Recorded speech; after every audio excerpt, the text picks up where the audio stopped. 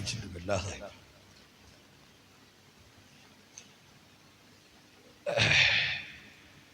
അനുഗ്രഹിക്കപ്പെട്ട പ്രഭാത സമയത്തിന് ഒരിക്കൽ കൂടി ദൈവത്തിന് സ്തോത്രം.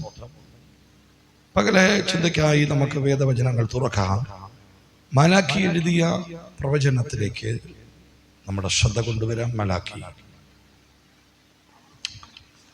3-ാം അധ്യായം അതിന്റെ അവസാനത്തെ വാക്യം.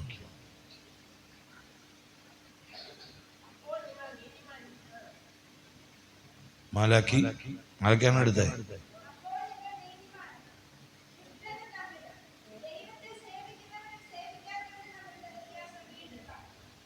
അപ്പോൾ നിങ്ങൾ നീതിമാനും ദുഷ്ടനും തമ്മിലും ദൈവത്തെ സ്നേഹിക്കുന്നവനും സേവിക്കാത്തവനും തമ്മിലുള്ള വ്യത്യാസം വീണ്ടും കാണും. എല്ലാവരും എൻ്റെ കൂടെ ഒന്ന് വന്നേ, നോക്കിയേ. 2 കാര്യം ഇവിടെ പറയുന്നു. അപ്പോൾ നിങ്ങൾ നീതിമാനും ദുഷ്ടനും തമ്മിലുള്ള വ്യത്യാസവും ദൈവത്തെ സേവിക്കുന്നവനും സേവിക്കാത്തവനും തമ്മിലുള്ള വ്യത്യാസവും വീണ്ടും നിങ്ങൾ കാണും. ആമേൻ പറഞ്ഞു. ഇസ്രായേൽ ജനത്തിന്റെ ഇടയിൽ ദൈവം അനേക പ്രവാചകന്മാരെ കാലാകാലങ്ങളായി അയച്ചു. അതിൽ ഏറ്റവും അവസാനമായി ദൈവം അയച്ച ഒരു പ്രവാചകനായിരുന്നു മലാക്കി. ഏറ്റവും അവസാനം എന്ന് പറഞ്ഞാൽ നമ്മുടെ അരുമനാഥനായ യേശു കർത്താവിന്റെ വരവിന് തൊട്ട് മുമ്പ് ദൈവം ഭൂമിയിലേക്ക് അയച്ച പഴയ നിയമ പ്രവാചകന്മാരിൽ ഒരാളായിരുന്നു, അവസാനത്തെ ഒരാളായിരുന്നു മലാക്കി. എന്നാൽ യോഹന്നാൻ സ്നാപകൻ ന്യായപ്രമാണത്തിന്റെ അവസാന പ്രവാചകനായി വന്നെന്ന് യേശു കർത്താവ് പറയുന്നു. അതും ഒരു സ്റ്റേറ്റ്മെന്റ് തന്നെയാണ്, അവിടെ നിൽക്കട്ടെ. എന്നാൽ തിരുവചനത്തിൽ നമ്മൾ പഠിക്കുമ്പോൾ 39 പഴയ നിയമ പ്രവചന പുസ്തകങ്ങളിൽ അവസാനത്തെ പുസ്തകമാണ് മാലാക്കിയുടെ പുസ്തകം. അതിനുശേഷം സുവിശേഷം പുതിയ നിയമം തുടങ്ങുകയാണ്. സ്തോത്രം, ഹല്ലേലൂയ. മാലാക്കിയുടെ പുസ്തകത്തിൽ ഒത്തിരി കാര്യങ്ങൾ ദൈവം പറഞ്ഞിട്ട് അവസാനം 3-ാം അധ്യായത്തിന്റെ 18 പറയുക, നീതിമാനും ദുഷ്ടനും തമ്മിലുള്ള വ്യത്യാസം ഞാൻ നിങ്ങളെ കാണിക്കും. ദൈവത്തെ സേവിക്കുന്നവനും സേവിക്കാത്തവരും തമ്മിലുള്ള വ്യത്യാസം ഞാൻ നിങ്ങളെ കാണിക്കും. അങ്ങനെയെങ്കിൽ ഇന്ന് പകലിൽ ഞാൻ ഇതിനകത്ത് നിന്ന് പ്രവചിച്ചു പറയുന്നു, വ്യത്യാസം ദൈവം കാണിക്കാൻ പോവാ. എത്ര പേര് വിശ്വസിക്കുന്നുണ്ട്? നാളെ ഇതുവരെ ദൈവത്തെ സേവിച്ച നിന്റെ കുടുംബത്തിനകത്ത് ഞാൻ സങ്കീർത്തനത്തിൽ പറഞ്ഞത് മുള പൊട്ടി വരുമെന്ന, അതും ഇതും കൂടെ ചേർത്ത് വെച്ച് ഞാൻ പറയാം, ഒരു വ്യത്യാസം കാണാൻ പോവാ. വിശ്വസിക്കുന്നവർ ദൈവത്തെ സ്തുതിക്കണം. ദൈവത്തെ സേവിക്കുന്ന നിന്റെ വീട്ടിനകത്ത് ദൈവം ചില അത്ഭുതങ്ങൾ ചെയ്യാൻ പോവാ. എത്ര പേര് ഏറ്റെടുത്ത് ആമേൻ പറയുന്നുണ്ടെന്ന് എനിക്കറിയില്ല. ഒരു വ്യത്യാസം ദൈവം കാണിക്കാൻ പോവുകയോ. എന്നാൽ ഇസ്രായേൽ ജനത്തെ സംബന്ധിച്ച് ദൈവത്തിന്റെ പ്രമാണം അവർക്കുണ്ട്, വാഗ്ദത്തങ്ങളുണ്ട്, സകല അനുഗ്രഹങ്ങളും അവർക്കുണ്ടെങ്കിലും അവർ ദൈവത്തിൽ നിന്ന് ഒത്തിരി അകന്നുപോയ ജനമാണ്. അവർ ദൈവത്തെ വിട്ട് ഓടിപ്പോയി. ഈ മാലാക്കി പ്രവാചകന്റെ പുസ്തകത്തിൽ ദൈവം ഒത്തിരി കാര്യങ്ങൾ അവരോട് പറയുന്നുണ്ട്. ഇതൊക്കെ നിങ്ങൾ ചെയ്തിട്ടും അവസാനം പറയുക, ഇനി നിങ്ങളൊരു വ്യത്യാസം കാണും. നീതിമാൻ ആരാണെന്നും ദൈവത്തെ സേവിക്കുന്നവൻ ആരാണെന്നും ദൈവം കാണിക്കാൻ പോവുക. അങ്ങനെയെങ്കിൽ ഇന്ന് ഞാൻ ഇവിടെ നിന്ന് പ്രവചിച്ചു പറയാം, ഏതാണ് നീതിയോടുകൂടെ ഉള്ളതെന്നും ആരാണ് യഥാർത്ഥമായി ദൈവത്തെ സേവിക്കുന്നതെന്നും കരുനാഗപ്പള്ളി ദൈവം കാണിക്കാൻ പോവുക. യേശുവിന്റെ നാമത്തിൽ ഏതാണ് നീതിയോടുള്ള ദൈവസഭയെന്നും ഏത് ദൈവസഭയാണ് ദൈവത്തെ സേവിക്കുന്നതെന്നും ഏത് വ്യക്തിയാണ് ഈ പട്ടണത്തിൽ നീതിമാനായി നിൽക്കുന്നതെന്നും ഏത് വ്യക്തിയാണ് ഈ പട്ടണത്തിൽ ദൈവത്തെ സേവിക്കുന്നവനെന്നും ദൈവം പ്രത്യക്ഷമായി അടയാളം കാണിക്കും. നാളിതുവരെ നീ ദൈവത്തെ സേവിച്ചു, നാളിതുവരെ നീതിമാനായി ജീവിച്ചു, എന്നിട്ടും സംഭവിച്ചത് എന്തുവാ? ദുഃഖവും നിരാശയും പ്രതിസന്ധിയും കഷ്ടതയും ഒക്കെ. അപ്പൊ ഓർത്തു, അയ്യോ ദൈവമേ, ദൈവത്തെ ഞാൻ നീതിയോടെ സേവിച്ചിട്ടും എനിക്കിതാണ് കിട്ടിയ മറുപടി എന്ന് കരുതി നീ നിരാശപ്പെട്ടിരിക്കുകയല്ലേ? ഞാൻ എപ്പോഴും പറയാറുണ്ട്, ദൈവം ഒരുവനെ അനുഗ്രഹിക്കുന്നതിന് മുമ്പ് ദൈവം അവനെ ശോധന ചെയ്യും, അവനെ പരീക്ഷിക്കും, അവനെ തൂക്കി നോക്കും. അവൻ കൊള്ളാകുന്നവനെന്ന് ബോധ്യപ്പെട്ട് കഴിയുമ്പോൾ ദൈവം അവന് വേണ്ടി അത്ഭുതം ചെയ്യും. അങ്ങനെങ്കിൽ ഞാൻ ഇന്ന് പകൽ പറയുന്നു, നാളിതുവരെ നിന്നിൽ വന്ന ദുഃഖവും പ്രതിസന്ധിയും ഒക്കെ ദൈവം നിന്നെ അളന്നോണ്ടിരുന്നപ്പോഴാ, ദൈവം നിന്നെ തൂക്കി നോക്കിക്കൊണ്ടിരുന്നപ്പോഴാ നീ കൊള്ളാകുന്നവനാന്ന് ബോധ്യപ്പെട്ടെങ്കിൽ ഇന്ന് പകൽ ദൈവം നമ്മോട് പറഞ്ഞത് ഒന്നും കൂടെ പറയാം, അവൻ അനുഗ്രഹിച്ചിരിക്കുന്നു. അതിനോട് ചേർന്ന് ഞാൻ വ്യത്യാസം കാണിക്കാൻ പോവാ.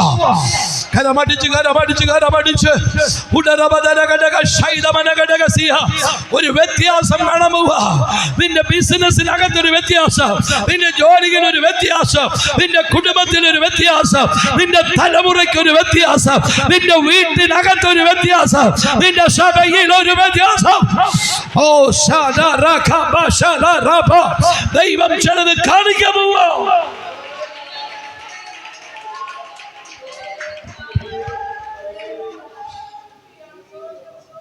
അപ്പൊ ഈ പ്രവാചകന്മാരെ എല്ലാം ദൈവം ഭൂമി വിട്ടത് ഇസ്രായേൽ ജനത്തെ നേരായി നടത്താനും ദൈവത്തിൽ കൂടെയുള്ള അനുഗ്രഹങ്ങൾ അവർക്ക് തുറന്നു കൊടുക്കാനും ആ വഴി അവരെ കാണിക്കാനും ആ പറഞ്ഞു വിട്ടത്. പക്ഷെ ആ ജനമെല്ലാം അവർ ദൈവത്തെ തുച്ഛീകരിച്ചു കളഞ്ഞു. തുച്ഛീകരിക്കുക എന്ന് പറഞ്ഞ അർത്ഥം എന്തുവാ? പുച്ഛിച്ചു കളഞ്ഞെന്ന് വേണേ പറയാം, ത്യജിച്ചു കളഞ്ഞു. എല്ലാ അനുഗ്രഹങ്ങളും കൊടുത്ത് എല്ലാ നന്മയും കൊടുത്തിട്ടും ജനം ദൈവത്തെ തുച്ഛീകരിച്ചു. ഇന്നും ഇസ്രായേൽ ജനം അങ്ങനെ തന്നെയാ.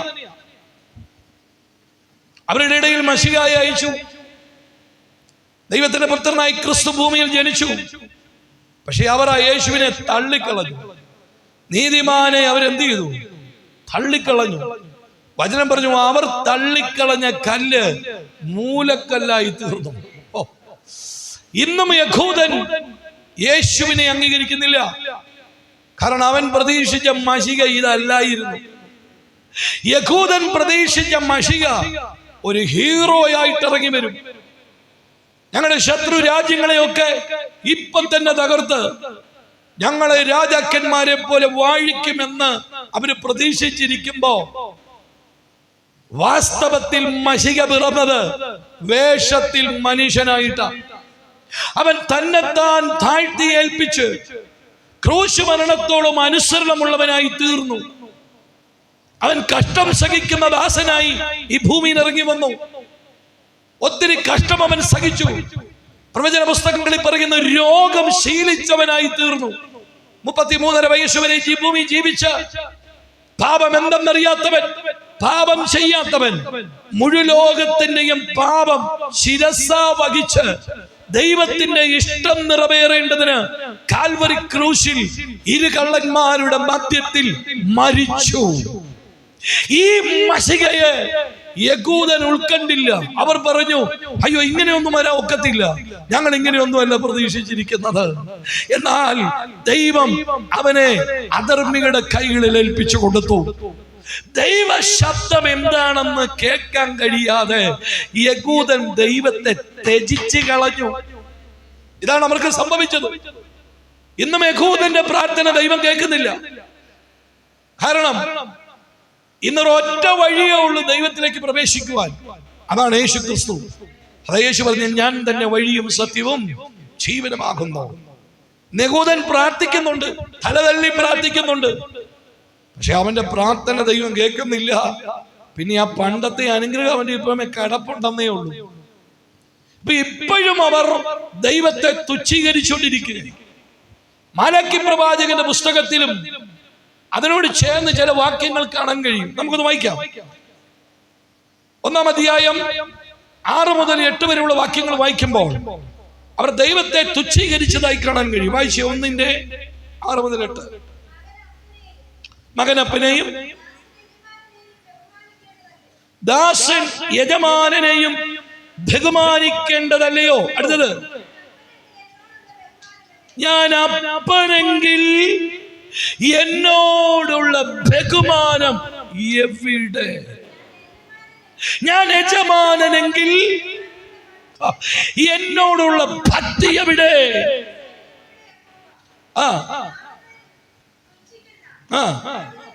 സൈന്യങ്ങളുടെ യഹോവയാ, തന്റെ നാമത്തെ തുച്ഛീകരിക്കുന്ന പുരോഹിതന്മാരെ നിങ്ങളോട് ചോദിക്കുന്നു. അതിന് നിങ്ങൾ ഏതിനാൽ ഞങ്ങൾ നിന്നെ തുച്ഛീകരിക്കുന്നുവെന്ന് ചോദിക്കുന്നു. നിങ്ങൾ എന്റെ യാഗപീഠത്തിൽ മലിന ഭോജനം അർപ്പിക്കുന്നു.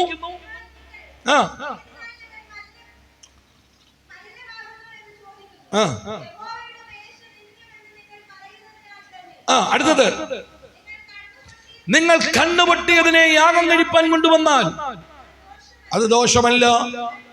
നിങ്ങൾ മുടന്നതും ദീനമുള്ളതിനെ അർപ്പിച്ചാൽ അതും ദോഷമല്ല. അതിനെ നിന്റെ ദേശാധിപതിക്ക് കാഴ്ചവെക്കുക. അവൻ പ്രസാദിക്കുമോ? നിന്നോട് കൃപ തോന്നുമോ? നിങ്ങൾക്ക് വല്ലതും പിടികിട്ടിയോ? ദൈവം പറയുക, നിങ്ങൾ എന്നെ തുച്ഛീകരിച്ചു. ഉടനെ ദൈവം ചോദിച്ചു, ഞങ്ങൾ എന്തെന്തിനാലാ നിന്നെ തുച്ഛീകരിച്ച്? ഞങ്ങൾ എന്താണ് നിന്നെ തുച്ഛീകരിച്ച്? ഉടനെ ദൈവത്തിന്റെ മറുപടി നമ്മൾ വായിച്ചു, മകനപ്പനെയും ദാസൻ യജമാനെയും ബഹുമാനിക്കേണ്ടതല്ലയോ? ദൈവം പറയാ, ഞാൻ അപ്പനെങ്കിൽ എന്നോടുള്ള ബഹുമാനം എവിടെ? ഉണ്ടോ നിങ്ങളിവിടെ? അപ്പൊ യഹൂദനെ സംബന്ധിച്ച് യഹൂദ ജനത്തിന്റെ ഇടയിൽ ദൈവം ഒരു അപ്പനെ പോലെ ഇറങ്ങി വന്നത്. അതുകൊണ്ടല്ലേ വചനം പറയും, ഞാൻ അവരെ തോളത്തെടുത്ത്, ഒരു അപ്പൻ തന്റെ കുഞ്ഞിനെ മാറോടെടുത്തോണ്ട് വരുന്ന പോലെയാ മിസ്രൈമിലെ അടിമത്തത്തിൽ നിന്ന് ദൈവം ആ ജനത്തെ എടുത്തോണ്ട് വന്നത്. ദൈവം പറയാ, ഞാനാണ് നിങ്ങൾക്കപ്പൻ. ഞാൻ നിങ്ങൾക്കപ്പനാണെങ്കിൽ ദൈവം ചോദിക്കുക, എന്നോടുള്ള ബഹുമാനം എവിടെ പോയി? ആദ്യം ദൈവത്തെ അവർ തുച്ഛീകരിച്ചത് എങ്ങനെയാണെന്നറിയാമോ? ദൈവത്തോട് ബഹുമാനമില്ല. ഈ പകല് ഞാൻ ചോദിക്കട്ടെ, നമ്മുടെ അപ്പനാകുന്നവൻ ഇവിടെ വന്നിട്ടുണ്ട്. എത്ര പേർ അവനെ ഒന്ന് ബഹുമാനിക്കുന്നുണ്ട്? സ്തോത്രം. ഞാൻ ഇങ്ങനെ പറയാം, നമ്മുടെ ഭൂമിയിലെ അപ്പന്മാരെ നമ്മൾ ബഹുമാനിച്ചൊരു കാലം ഉണ്ടായിരുന്നു. എന്നാൽ ഇന്നതൊന്നുമില്ല. പണ്ട് ചെറുപ്പകാലത്ത് പണ്ടത്തെ അപ്പന്മാരൊക്കെ വീട്ടിലോട്ട് വരുന്നുണ്ടെന്ന് പറഞ്ഞാ മക്കള് പേടിച്ച് പെരക്കാത്ത കയറും. ഇങ്ങനെയായിരുന്നു. അപ്പനെ പേടിയായിരുന്നു, ബഹുമാനമായിരുന്നു. അപ്പച്ചൻ മുമ്പിൽ ഇരിപ്പുണ്ടെങ്കിൽ പെൺപിള്ളേർ മുമ്പിൽ കൂടെ ഒന്നും വരത്തില്ല, പുറകെ കൂടെ പോകും. അപ്പം മുമ്പിൽ ഇരിപ്പുണ്ടെങ്കിൽ പെണ്ണുങ്ങളൊന്നും മുറ്റത്ത് വരികയല്ല, തിന്നാൻ വരികയല്ല, അടുക്കള ഒതുങ്ങി. പേടിയായിട്ടല്ലേ, ബഹുമാനമായിട്ടാ.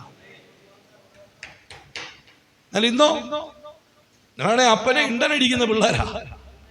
ബഹുമാനമില്ലാത്ത തലമുറകൾ, അപ്പനെ ബഹുമാനമില്ലാത്ത തലമുറകൾ, അമ്മയെ ബഹുമാനമില്ലാത്ത തലമുറകൾ വന്നു. ഇതെവിടുന്നാ തുടങ്ങിയത്? ദൈവം പറയുക, നിന്റെ അപ്പനെ അമ്മയും നീ ഇന്ന് ബഹുമാനിക്കുന്നില്ല, നേരാ. പക്ഷെ അതിനു മുമ്പേ നിങ്ങൾ എന്നെ ബഹുമാനിക്കാതായി. എത്ര പേർക്ക് പിടികിട്ടുന്നുണ്ട്? എന്നാൽ അതിന്റെ അർത്ഥം എന്നാ? ഞാൻ പറയാ, എന്താ സംഭവിച്ചത്? ദൈവത്തെ ബഹുമാനിക്കാതെ വന്നതുകൊണ്ട് തലമുറ സ്വന്തം അപ്പനമ്മമാരെയും ത്യജിച്ചു കളഞ്ഞു. പറഞ്ഞത് പിടികിട്ടിയോ? യഥാർത്ഥമായി അപ്പനെയും അമ്മയെയും ബഹുമാനം ഉണ്ടാകുന്നത് എപ്പോഴാണെന്നറിയോ? നിങ്ങൾക്ക് ചിന്തിച്ചാൽ പിടികിട്ടും. നിങ്ങൾ ദൈവത്തെ ബഹുമാനിക്കാൻ തുടങ്ങുമ്പോ നിങ്ങൾ നിങ്ങളുടെ അപ്പനെയും അമ്മയും ബഹുമാനിക്കും. എന്താ സംശയം? നിങ്ങൾ ചിന്തിച്ചേ. രക്ഷിക്കപ്പെടുന്നതിന് മുമ്പ് നിങ്ങളുടെ അപ്പനെയും അമ്മയും നിങ്ങൾ എങ്ങനെ കണ്ടേ? രക്ഷിക്കപ്പെടുന്നതിന് മുമ്പ് നിന്റെ സഹോദരനെ നീ എങ്ങനെ കണ്ടേ? രക്ഷിക്കപ്പെടുന്നതിന് മുമ്പ് നിന്റെ ബന്ധുമിത്രാദികളെ നീ എങ്ങനെ കണ്ടേ? യേശുവിനെ സ്നേഹിക്കാൻ തുടങ്ങി, അവനെ ബഹുമാനിക്കാൻ തുടങ്ങിയപ്പോ നിന്റെ അപ്പനോടൊരു പ്രത്യേക സ്നേഹം വന്നില്ലേ? അമ്മയെ ബഹുമാനിക്കാൻ തോന്നിയില്ലേ? നിന്റെ സഹോദരനെ സ്നേഹിക്കാൻ തുടങ്ങിയില്ലേ? എന്താ കാര്യം? ദൈവമാണ് ബഹുമാനത്തിന്റെ ഉടയവൻ. അവനെ ബഹുമാനിക്കാൻ തുടങ്ങുമ്പോഴാ നീ ഒരു മനുഷ്യനാകുന്നത്. നമ്മളൊക്കെ പറയത്തില്ല, അവന് മനുഷ്യപ്പറ്റില്ലാത്തവൻ, കണ്ണിച്ചോര. ദൈവം ഇല്ലാത്തവന്റെ കാര്യ. ദൈവം ഉള്ളവൻ ഇതില്ല കേട്ടോ. എത്ര പേർക്ക് പിടികിട്ടി? കഴിഞ്ഞ ദിവസം ഞാനൊരു സഭയിൽ ചെന്നപ്പോ അവിടെ രണ്ട് എല്ലാം ബന്ധുമിത്രാദികളായ ആൾക്കാരാ സഭ. വിശ്വാസികളും കുടുംബക്കാരും തമ്മിൽ പ്രശ്നമാണ്. അങ്ങോട്ട് അടിയും വെള്ളം നടക്കുമ്പോഴാണ് പാസ്റ്റർ മധ്യസ്ഥ പിടിക്കാൻ വേണ്ടി ചെന്നത്. പാസ്റ്റർ രണ്ടുപേരുടെ മുന്നിൽ നിങ്ങൾ എല്ലാം ഉണ്ടാക്കരുത്, വഴക്കുണ്ടാക്കരുത്. ഉടനെ ആ രണ്ട് കുടുംബക്കാർ ചേട്ടനിമാരാ. അവരെന്ത് ചെയ്താ, നീ ഞങ്ങളുടെ ഇടയ്ക്ക് മധ്യസ്ഥ പിടിക്കാൻ വന്നോ എന്ന് പറഞ്ഞ് പത്തനെടുത്ത് പാസ്റ്ററുടെ കയ്യും കാലും തല്ലി പിടിച്ചത്, തലയടിച്ച് പൊട്ടിച്ച്. ഇത്ര എണ്ണ സഭയിലിരിക്കുന്നത്.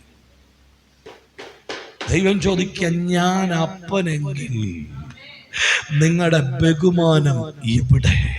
ഈ പകൽ ഞാൻ ഇതിനകത്തിരിക്കുന്നുണ്ട് പറയാം, ദൈവത്തെ ബഹുമാനിക്കണം കേട്ടോ. ദൈവത്തിന്റെ ഹൃദയത്തിനകത്ത് തൻ്റെ മക്കളോടുള്ള ബഹുമാനം കിട്ടാതെ വന്നപ്പോൾ വർഷങ്ങളായി കൊണ്ടു നടന്ന ഒരിഷ്ടം മാലാക്കി പ്രവാചകനിൽ കൂടെ ദൈവം തുറന്നിട്ട് പറയുക, എടാ ഞാൻ നിന്റെ അപ്പനാണെങ്കിൽ നിന്റെ ബഹുമാനം എവിടെ?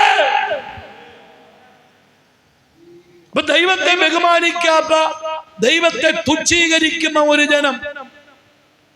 രണ്ട് പറയുന്നു, ഞാൻ യജമാനനെങ്കിൽ എന്നോടുള്ള ഭക്തി എവിടെ? സ്തോത്രം. യജമാനന്മാരെ ഭക്തിയോടെ ബഹുമാനിക്കുന്നവരുണ്ട്. നമ്മളൊരു ഓഫീസിൽ ജോലി ചെയ്യുകയാണെങ്കിൽ നമ്മുടെ മുകളിൽ ഒരു സാറുണ്ടെങ്കിൽ, ഒരു ബോസ് ഉണ്ടെങ്കിൽ അവരെ ഭക്തിയോടെ ബഹുമാനിക്കും, ഇല്ലേ? ദൈവം പറയടാ, ഞാൻ നിന്റെ യജമാനനാണെങ്കിൽ എന്നോടുള്ള ഭക്തി ഉണ്ടോ ഇവിടെ? ഒന്നും കൂടെ പറയാ, ഇല്ലാത്തും കൂടെ കേട്ടി പറയാ. എടാ, ഞാനൊരു ദൈവമല്ലേ, എന്നോട് നിങ്ങൾക്ക് ഭക്തിയുണ്ടോ? നമ്മൾ ദൈവങ്ങളല്ലാത്തവരുടെ ഇടയിൽ നമസ്കരിച്ച സമയത്ത് പണ്ടേ കല്ലിനെയും ഊമവിഗ്രഹത്തെയും തീയെയും പാമ്പിനെയും നമസ്കരിക്കാൻ പോയപ്പോ എന്നാ ബഹുമാനമായിരുന്നു. ഉണ്ടോ നിങ്ങളിവിടെ? പണ്ട് ക്ഷേത്രത്തിൽ എങ്ങനെയാ പോകുന്നേ? അയ്യോ, എന്നാ ഭക്തിയോടെ ആ തൊഴുത് നിൽക്കുന്നതൊക്കെ, ഷട്ടൊക്കെ ഊരി തോളയിലിട്ട് തൊഴുത് നിൽക്കുന്നു. ചിന്തിച്ചു നോക്കിയ പണ്ട് അങ്ങനെ തന്നെ നിന്നേ.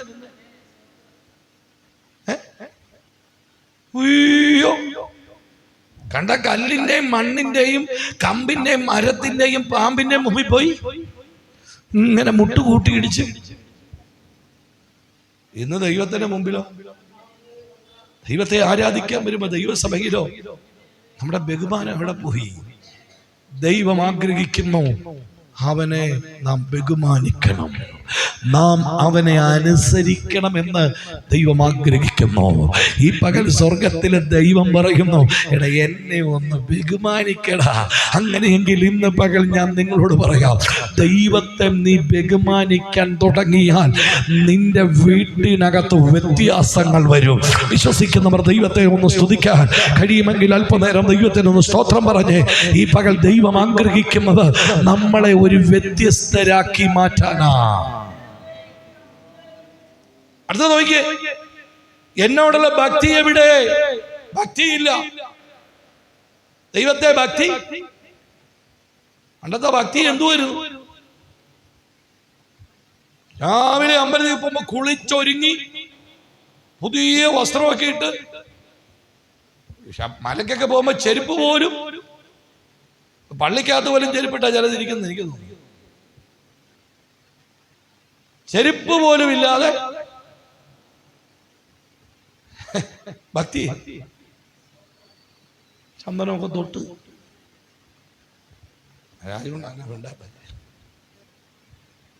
ഭക്തി അല്ലേ?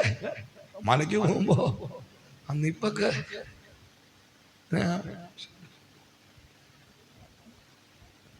എന്നോടുള്ള ഭക്തി എവിടെ? അടുത്തത്, അവന്റെ നാമത്തെ തുച്ഛീകരിക്കുന്ന പുരോഹിതന്മാരെ.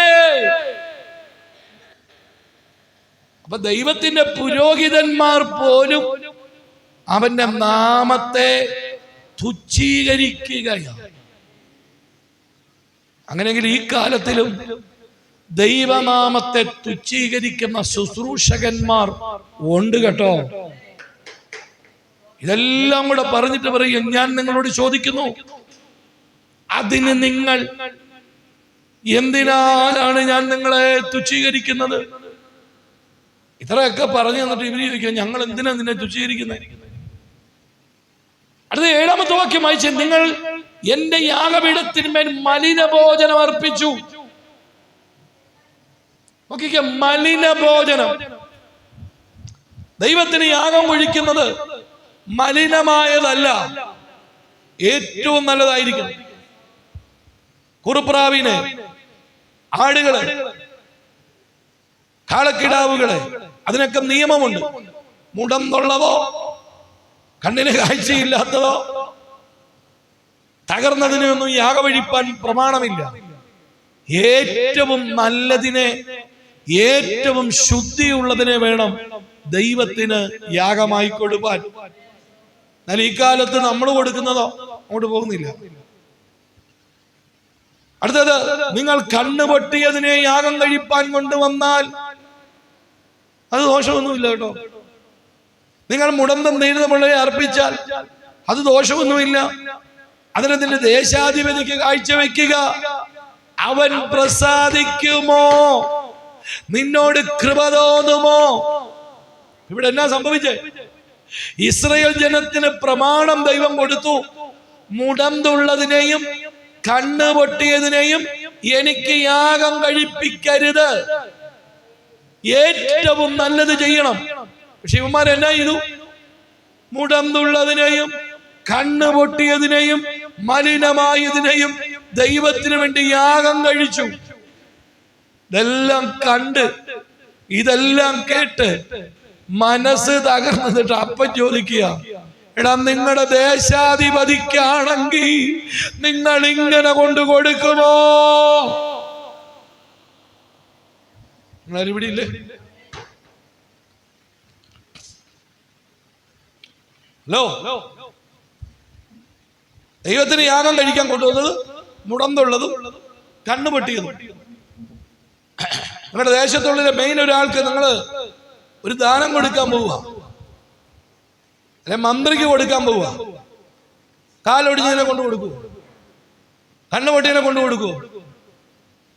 മന്ത്രി നിങ്ങളുടെ മോന്തയ്ക്ക് ആട്ടി തുപ്പും. ദൈവത്തിന് എന്തും കൊടുക്കാമാണോ വിചാരം? നമ്മളും ഇങ്ങനെയൊക്കെ തന്നെയാണ്, അങ്ങോട്ട് വരുന്നില്ല. 9, ആകയാൽ ദൈവം നമ്മുടെ കൃപ കാണിപ്പാൻ തക്കവണ്ണം അവനെ പ്രസാദിച്ചു കൊള്ളുവിൻ. നിങ്ങൾ ഇതൊക്കെയും ചെയ്തിരിക്കുന്നു, അവന് നിങ്ങളോട് കൃപ തോന്നുമോ എന്ന് സൈന്യങ്ങളുടെ യഹോവ. അപ്പോൾ ഇങ്ങനെയുള്ള കാര്യങ്ങൾ ഇവർ ചെയ്തത് കൊണ്ട് ദൈവത്തിന് അവരോട് കൃപ തോന്നിയില്ല. അടുത്ത 10-ാമത്തെ വാക്യം വായിച്ച്. നിങ്ങൾ എന്റെ യാഗപീഠത്തിന്റെ മേൽ വെറുതെ തീ കത്തിക്കരുത്. ഞാൻ നോക്കിക്കേ, വെറുതെ തീ കത്തിക്കരുത്. ദൈവം പറയാം, നിങ്ങൾ എന്റെ യാഗപീഠത്തിന്റെ മേൽ വെറുതെ കത്തിച്ചത്. വെറുതെ എന്താ ഈ വെറുതെ തീ കത്തിക്കരുതെന്ന് പറഞ്ഞതിന്റെ കാര്യം? തീ കത്തിക്കുന്നുണ്ടെങ്കിൽ മുടന്തില്ലാത്തതിനെയും ഊനമില്ലാത്തതിനെയും വെച്ചിട്ട് വേണം കത്തിക്കാൻ. ഇല്ല, നീ കത്തിച്ചത് വെറുതെ കത്തിച്ചതാണ്. ഇന്നിവിടെ നമ്മൾ കത്തിച്ചല്ലോ, ഇന്നിവിടെ നമ്മൾ കത്തിച്ചില്ലേ? ഓർഗൻ വെച്ച്, സബ്ബൊക്കെ വെച്ച്. ഊനമുള്ളതായിരുന്നോ? പ്രസാദമില്ലാത്തതായിരുന്നോ? ബഹുമാനിക്കാതായിരുന്നോ? അനുസരിക്കാതായിരുന്നോ? തമ്പുരാൻ പറയുക, നീ വെറുതെയാ കത്തിച്ചതെന്ന്. പലയിടത്തും ഇപ്പൊ വെറുതെയാ കത്തിക്കുന്നത്. ദൈവത്തെ ബഹുമാനിക്കുന്നില്ല, ദൈവത്തെ അനുസരിക്കുന്നില്ല, ദൈവവചനം കേൾക്കുന്നില്ല, വിശുദ്ധിയില്ല, വേർപാടില്ല, അശുദ്ധിയും പാപവും ചെയ്തിട്ട് ഞായറാഴ്ച ആരാധന കയറി വന്ന് നീ പറയുന്ന അന്യഭാഷ എന്റെ ദൈവം പ്രസാദിക്കത്തില്ലെന്ന് മാത്രമല്ല, അവൻ പറയാ വെറുതെ നീ തീ കത്തിക്കരുത്. എത്ര പേർക്ക് പിടികിട്ടുന്നുണ്ട്? ഈ കാലത്ത് നമ്മൾ കണ്ടുകൊണ്ടിരിക്കുന്നത് ഇതുപോലെ കത്തിക്കുന്ന ചില തീകളാ. വെറുതെ തീ കത്തിക്കരുത്. പല അവിടെ യൂട്യൂബും ഫേസ്ബുക്കും നോക്കിയാ ഇതുപോലെ കുറെ എണ്ണം വന്ന് കത്തിക്കുന്നതാണ്. വെറുതെ കത്തിക്കുന്ന. ദൈവത്തെ ബഹുമാനമില്ല, ദൈവത്തെ ഭയമില്ല, മലിനമായതിനെ യാഗം കഴിച്ചിരിക്കുന്നത്. അന്ന് യാഗവാ, ഇന്ന് യാഗമില്ല, പിന്നെ എന്തുവാ? നീ തന്നെ യാഗവാ. ജീവനും വിശുദ്ധിയുമുള്ള യാഗമായി സമർപ്പിപ്പീൻ. അന്ന് മലിനതയുള്ളതിനെ സമർപ്പിച്ചു, മുടന്തുള്ളതിനെ സമർപ്പിച്ചപ്പോ തമ്പുരാൻ പറയട നീ വെറുതെ നീ കത്തിച്ചതാ. ഇന്ന് യാഗമില്ല, പിന്നെയോ നീയാണ് യാഗം. നീ മലിനമാണെങ്കിൽ, നീ അശുദ്ധിയുള്ളതാണെങ്കിൽ, നീ കഴുകപ്പെടാത്തവനാണെങ്കിൽ, നീ കത്തിച്ച തീ വെറുതെയാ. കേൾക്കുന്നവർ ആമേൻ പറഞ്ഞോണം. ഇന്ന് പലയിടത്തും ഇതുപോലത്തെ തീ കത്തുന്നുണ്ട്. ഞാൻ ആ തീയുടെ പേര് പറയും, അന്യാഗ്നിയ. ഇന്ന് പകൽ ഇതിനകത്ത് കത്തേണ്ട തീ നിന്നെ തന്നെ വിശുദ്ധീകരിച്ച് ജീവനും ചൈതന്യവുമുള്ള വനായി നിന്നെ തന്നെ വിശുദ്ധീകരിച്ചിട്ട് വേണം നീ വന്ന് കത്തിക്കുവാൻ യാഗത്തിന് നിൽക്കേണ്ടത്. ഇസ്രായേൽ ജനം എന്താ സംഭവിച്ചേ? മുടന്തുള്ളതിനെയും അശുദ്ധിയുള്ളതിനെയും ഒക്കെ വെച്ച് യാഗപീഠത്തിൽ വെച്ച് തീ കത്തിച്ചു. ദൈവം പറയുക, എടാ വെറുതെ കത്തിക്കരുത്. നിങ്ങളിൽ ആരെങ്കിലും വാതിലടച്ചു കളഞ്ഞാൽ കൊള്ളായിരുന്നു, എനിക്ക് നിങ്ങളിൽ പ്രസാദമില്ല എന്ന് സൈന്യങ്ങളുടെ യഹോവ നിങ്ങളുടെ കയ്യിൽ നിന്ന് ഞാൻ വഴിപാട് കൈക്കൊള്ളുകയുമില്ല. ഇവര് മുടന്നുള്ളതും മലിനത്തെ എല്ലാം കൂടെ യാഗപീഠത്തെ വെച്ച് തീ കത്തിച്ച് ഭയങ്കര പരിപാടി ചെയ്തുകൊണ്ടിരിക്കുമ്പോ ദൈവം സ്വർഗത്തിൽ നോക്കിയിട്ട് പറയാ, എടാ ആരെങ്കിലും വന്ന് ഈ വാതിലൊന്ന് അടച്ചാൽ കൊള്ളായിരുന്നു. എന്റെ ആലയത്തിൽ വന്ന് വെറുതെ വന്ന് അശുദ്ധിയോടെ നിന്ന് വേർപാടില്ലാതെ നീ ദൈവത്തെ ആരാധിക്കുമ്പോ ദൈവം സ്വർഗത്തിൽ നിന്നായിട്ട് നോക്കിയിട്ട് ആരെങ്കിലും ഇവന്റെ വാതിലൊന്ന് അടച്ചാൽ കൊള്ളായിരുന്നു. വാതിലടയാതിരിക്കേണ്ടതിന് നിന്റെ ആരാധന വിശുദ്ധിയിലായിരിക്കണം കേട്ടോ. നിന്റെ ആരാധന വേർപാടിലായിരിക്കണം, അശുദ്ധിയിലല്ല. ദൈവം പറയുന്നു, ഞാൻ വിശുദ്ധനാകയാൽ നിങ്ങളും വിശുദ്ധരായിരിപ്പീൻ. വിശുദ്ധ ജീവിതം നയിക്കുന്നവനായിരിക്കണം ദൈവസന്നിധിയിൽ യാഗമായി തീരേണ്ടത്. അവിടെയാണ് ദൈവത്തിന് പ്രസാദമുള്ള യാഗം, അവിടെയാണ് ദൈവത്തിന്റെ വഴിപാട് നടക്കുന്നത്, അവിടെയാണ് ദൈവം പ്രസാദിക്കുന്നത്. ഈ ഞായറാഴ്ച നീ പ്രാർത്ഥനയ്ക്ക് വന്നു നേര, നീ സ്തോത്രാഴ്ച ഇട്ടു നേര, നീ കൈ അടിച്ചു നേര, നീ അന്യഭാഷയും പറഞ്ഞു നേര, പക്ഷെ നിന്റെ ജീവിതം അശുദ്ധിയിൽ തുടരുന്നവനാണെങ്കിൽ ദൈവം നിന്നെ നോക്കിയിട്ട് പറയുക, ആരെങ്കിലും അവന്റെ വാതിൽ ഒന്ന് അടച്ചാ കൊള്ളായിരുന്നത്. പല വാതിലും അടഞ്ഞതിന്റെ കാര്യം, പല വാതിലും അടയാൻ കാര്യം എന്തുവാ? അശുദ്ധിയിൽ വിശുദ്ധിയില്ലാതെ മലിനമായി തീ കത്തിക്കാൻ വന്നത് കൊണ്ടാ നിന്റെ വഴി അടഞ്ഞതെന്ന് ഓർക്കുക. അങ്ങനെങ്കിൽ ഇന്ന് പകലിൽ ഞാൻ പറയാം, ദൈവത്തെ ആരാധിക്കുന്നവൻ എങ്ങനെ ആരാധിക്കണം? വിശുദ്ധിയിൽ ആരാധിക്കണം, വേർപാടിൽ ആരാധിക്കണം, ആത്മാവിലും സത്യത്തിലും ആരാധിക്കണം. ജീവനുള്ള ദൈവത്തിന്റെ മുമ്പിൽ ജീവനുള്ളവനായി നിന്ന് നീ ആരാധിക്കാൻ തുടങ്ങിയാൽ നിന്റെ യാഗത്തിനകത്ത് തീ കത്തും. അത് ദൈവത്തിന് സൗരഭ്യ വാസനയായി മാറും. അവിടെയാ ദൈവത്തിന്റെ അനുഗ്രഹം ഉണ്ടാകുന്നത്. അതുകൊണ്ട് ഞാൻ ഈ ആഴ്ച ഇതിനകത്തിരിക്കുന്നോട് പറയാം, നമ്മുടെ ആരാധനകളിൽ തീ കത്തണമെങ്കിൽ മലിനതകൾ എടുത്തു കളയണം. Praise God. ഇനി അതിന്റെ 14-ാമത്തെ വാക്യം വെച്ച്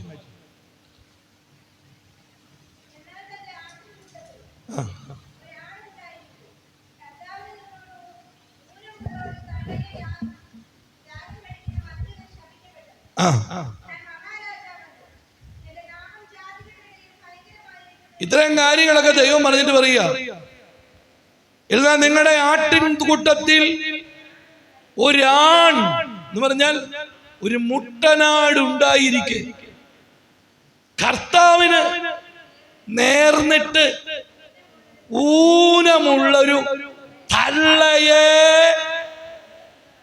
യാഗം കഴിക്കുന്ന വഞ്ചക.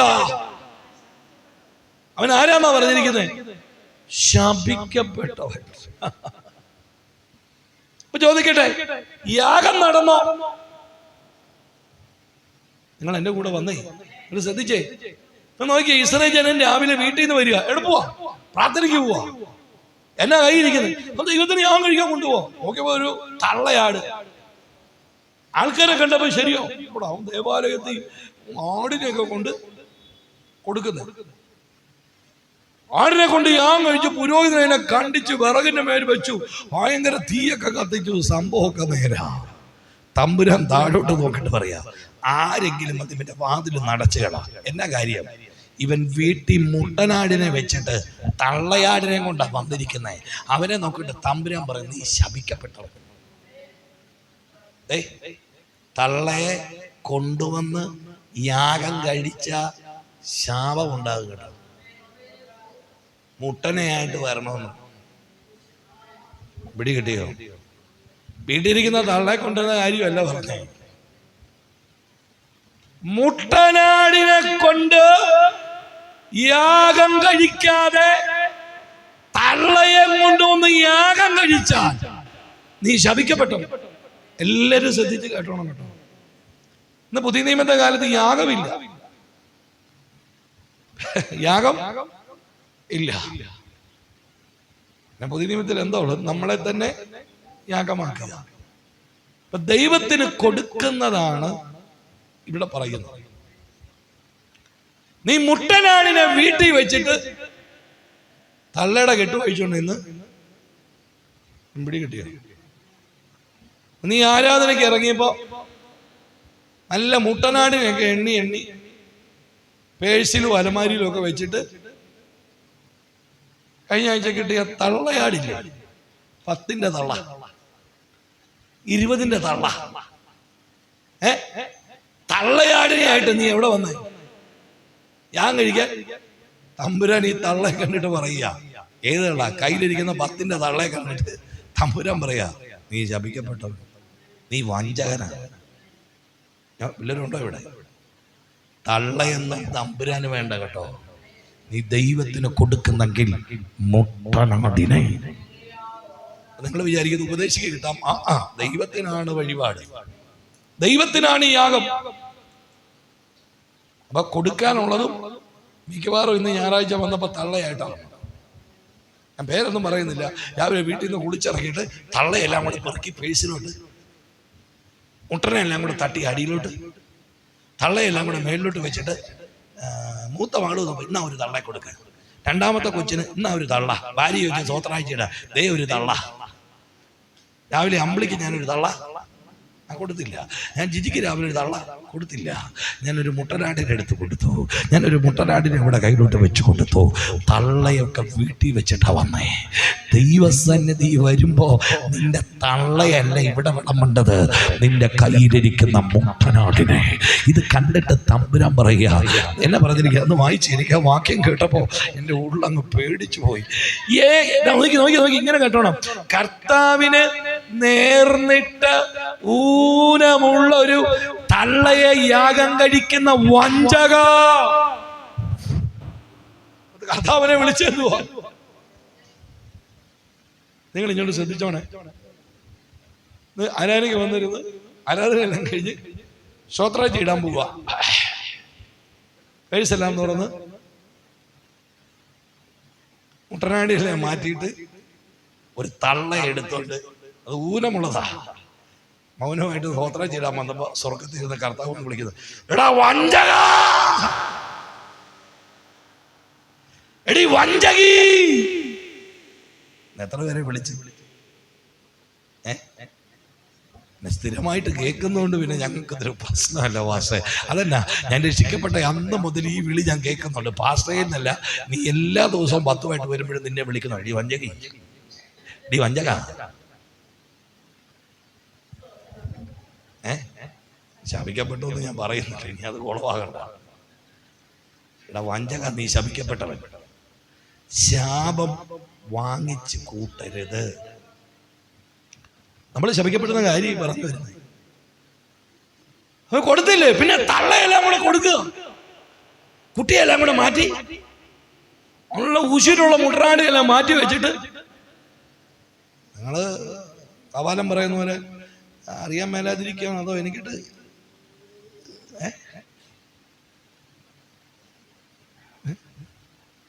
എന്നെ പൊട്ടം കളിപ്പിക്കുകയാണോ? നിങ്ങൾ ഇരിപ്പ് കണ്ടിട്ട് നിങ്ങൾ എന്നെ പൊട്ടം കളിപ്പിക്കാം. മുട്ടനാടൊക്കെ കൈ ഇരിപ്പില്ലേ? അപ്പൊ ഈ ആഴ്ച കുറെ തള്ള കിട്ടി.